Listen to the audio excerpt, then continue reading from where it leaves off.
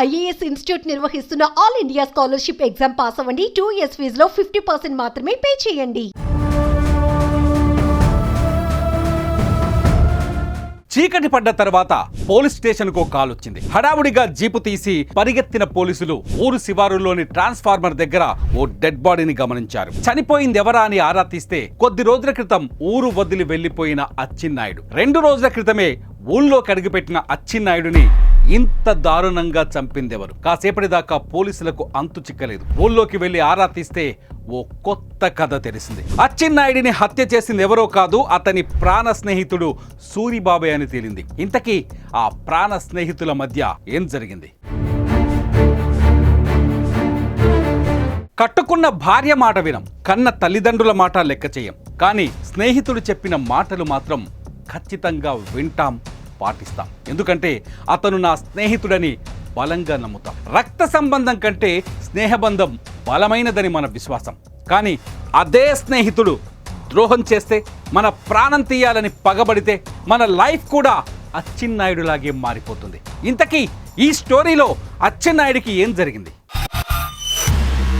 ఫోటోలో కనిపిస్తున్న ఇతని పేరే అచ్చిన్నాయుడు. ఇతనికి సూరిబాబు అనే ప్రాణ స్నేహితుడున్నాడు. ఇదిగో ఇప్పుడు శృంగవరపుకోట పోలీస్ స్టేషన్ లో తలదించుకొని పోలీసుల వెనుక నిల్చున్నాడు. ఈ ఇద్దరిది ఇదే మండలంలోని విజయగిరి. ఈ ఇద్దరు కలిసి కొన్నాళ్ల క్రితం ఓ దొంగతనం కేసులు ఇరుక్కున్నారు. దొంగ బుద్ధి ఉండే సూరిబాబు ఓ మొబైల్ ఫోన్, 3000 రూపాయల నగదు కొట్టుకొచ్చాడు. ఆ సెల్ ఫోన్ ను అమ్మేయమని అచ్చిన్నాయుడికి అప్పచెప్పాడు. ఫ్రెండ్ చెప్పాడు కదా అని గుడ్డిగా మార్కెట్ కి వెళ్లి ఫోన్ విక్రయిస్తుంటే అనుమానం వచ్చి పోలీసులు పట్టుకున్నారు. దీంతో సూరిబాబు దొంగతనం కథ బయటకొచ్చింది. మీరు నమ్ముతారా? గ్రామాల్లో ఇప్పటికీ దొంగలను కూడా నమ్మేంత గొప్ప మనసుంది. సూరిబాబు విషయంలో కూడా అదే జరిగింది. చోరీ వ్యవహారం బయటపడడంతో ఊళ్ళో వారంతా పంచాయతీ పెట్టి సూరిబాబుకు 7,000 జరిమానా విధించి వదిలేశారు.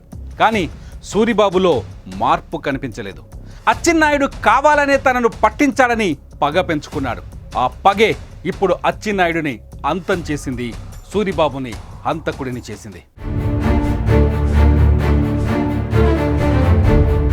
అచ్చెన్నాయుడికి సూరిబాబు క్యారెక్టర్ తెలుసు.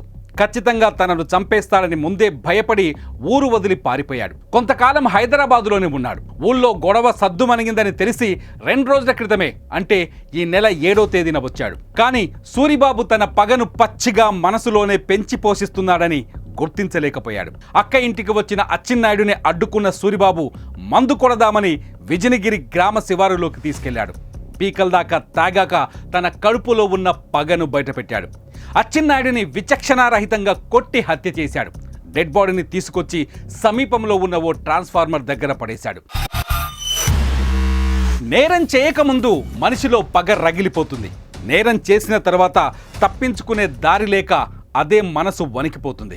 ఇక్కడ హంతకుడు సూరిబాబు పరిస్థితి కూడా అదే. అచ్చెన్నాయుడిని చంపి ట్రాన్స్ఫార్మర్ దగ్గర పడేశాడు.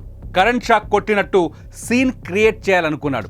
కానీ నిజం నిప్పు లాంటిది కదా, కథను అడ్డం తిప్పింది. పోలీసులు వచ్చి చూసేసరికి అచ్చెన్నాయుడు విగత జీవిగా పడున్నాడు. మద్యం సేవించిన తర్వాత గొడవ జరిగినట్టు అక్కడ ఆనవాళ్లు కనిపెట్టారు. అచ్చెన్నాయుడు ఊళ్ళో ఆఖరుగా కలిసిందెవరని ఆరా తీస్తే సూరిబాబుతోనే చూశామనే సాక్ష్యాలు దొరికాయి. వీళ్ళిద్దరికీ ఏదైనా గొడవ ఉందా అని విచారిస్తే పాత సెల్ ఫోన్ దొంగతనం పంచాయతీ బయటకొచ్చింది. సూరిబాబే చంపేశాడని క్లారిటీకి వచ్చిన పోలీసులు అతని పట్టుకొచ్చి 4 తగిలిస్తే నిజం మొత్తాన్ని కక్కేశాడు. ఎవరిని నమ్మగలని చెప్పండి? స్నేహితులు కూడా ఇలా నమ్మక ద్రోహం చేస్తే మనిషి ఇంకెవరిని నమ్మగలడు చెప్పండి? నిజం మాట్లాడడం కూడా ఈ లోకంలో నేరంగా మారిపోయింది. సూరిబాబు ఏమాత్రం ఓపికగా ఉన్న పరిస్థితి ఇలా ఉండేది కాదు. అచ్చెన్నాయుడిని హత్య చేసి ఇప్పుడు అతను ఏం సాధించాడు? బంగారం లాంటి భవిష్యత్తును కోల్పోయాడు. జీవితాన్ని జైలు పాలు చేసుకున్నాడు.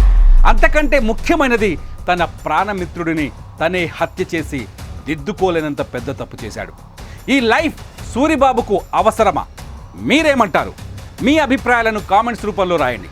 చూస్తూనే ఉండండి సుమన్ టీవీ.